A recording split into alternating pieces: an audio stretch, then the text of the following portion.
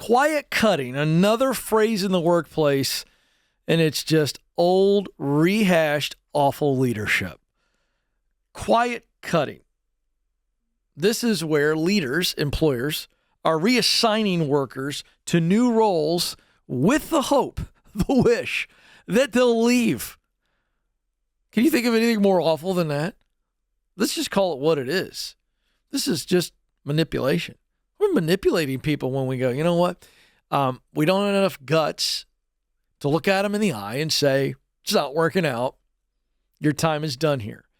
What do? Well, we're going to get passive aggressive, and we're going to put you in another position that you probably don't like, that you probably haven't been trained for, that you're probably going to not do a very good job of, with the hope, the wish, that you leave. And thus, getting the leader off the hook for an adult conversation. That's what this is. It's not a new idea. Sometimes leaders are doing it just to save the severance costs. That's even more awful. They'd be better off just looking at you and going, you know what's not working out here. We're going to let you go. But we got a 2-month severance package or 3-month, whatever it is. But no, they want to save the severance, so they're going to manipulate you where you leave on your own and you don't get the severance. That's backhanded. It's bush league. You pick the metaphor. It's horrible bossery, as I like to call it. So Zetwork surveyed 1,000 business owners and employees across various industries about this practice of quiet cutting, okay? And here's some interesting data. 56% of employees surveyed said they prefer the straightforward termination. 56%. I'm a little surprised it's not 96%. 56%? Those are the rest of them? The rest of them, 44% go, yeah, I'm fine. I'd rather just keep collecting a paycheck, not knowing where I stand, all of the things. Ugh. No thanks. I want to know where I stand. I was also the kid that said, Mom, rip the Band-Aid off. Don't pull it off slowly. I don't know what that says about me. Maybe I need a psychology evaluation, but still, I want the Band-Aid ripped off. I want to know where I stand.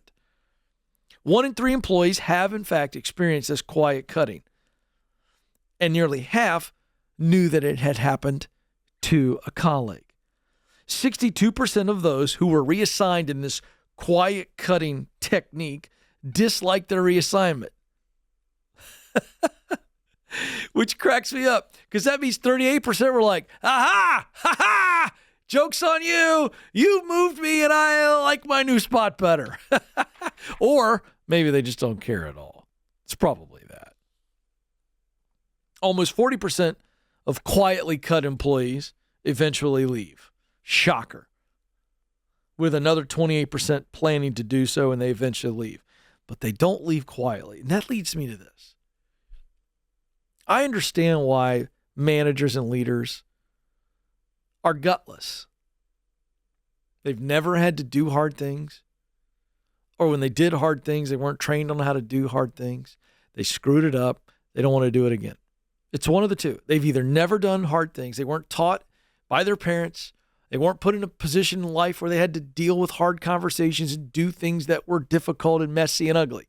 Or what experience they have had doing those hard, ugly, messy things. It didn't go well. And as a human being, they're like, I don't want to do that again. I get that. But just because I understand it doesn't mean that they don't have to do it. You sign up for leadership, whether you asked to or not, you said yes to a leadership or management position, this comes with the territory. It's not okay that you do this to people. It's the easy way out. It's the gutless way out. I understand why you're gutless, but it's wrong. You're manipulating people.